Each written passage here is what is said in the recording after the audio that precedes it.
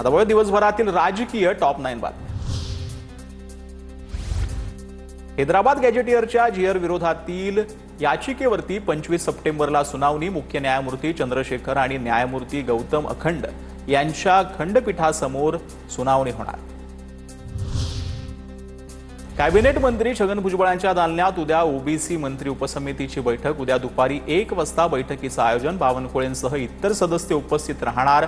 Hyderabad gadget अंमलबजावणीवरून OBC वर्गात नाराजी। Laxman हाकेंचं gel भरो आंदोलन पुढे ढकललं। पावसामुळे गैरसोय होऊ नये म्हणून आमचं जन आंदोलन फक्त पुढे ढकललं। लक्ष्मण हाकेंची माहिती।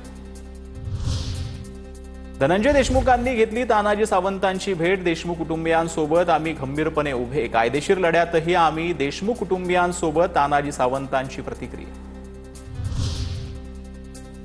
धाराशिवमध्ये कुणबी प्रमाणपत्रासाठी सीएससी सेंटरवर एकही अर्ज दाखल नाही। अर्ज स्वीकारण्याबाबत सेंटर चालकांना गाव पातळीवरील समितीच्या सूचना नाही। सूचनेनंतरच अर्ज दाखल करून घेणार।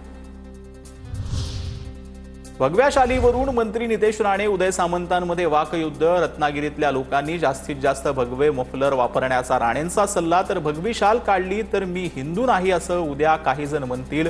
उदय सामंतांचा राणेंना टोला। नवरात्रीनंतर राज ठाकरे कोकण दौऱ्यावर। वैभव खेडेकरांच्या हकालपट्टीनंतर राज ठाकरे कोकणात मनसेचा नवा चेहरा देणार। नाशिक ते त्र्यंबकेश्वर मार्गाची अतिशय वाईट अवस्था। रस्ता तातडीनं दुरुस्त करावा। सुप्रिया सुळेंची मागणी। सुप्रिया सुळेंचं सार्वजनिक बांधकाम मंत्री शिवेंद्रराजेंना टॅग करत ट्विट।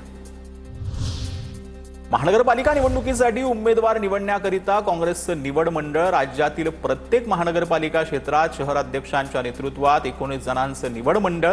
प्रदेशाध्यक्ष हर्षवर्धन सकपाळ यांचं सर्व जिल्हाध्यक्षांना पत्र। आमदार विकास ठाकरे यांची माहिती।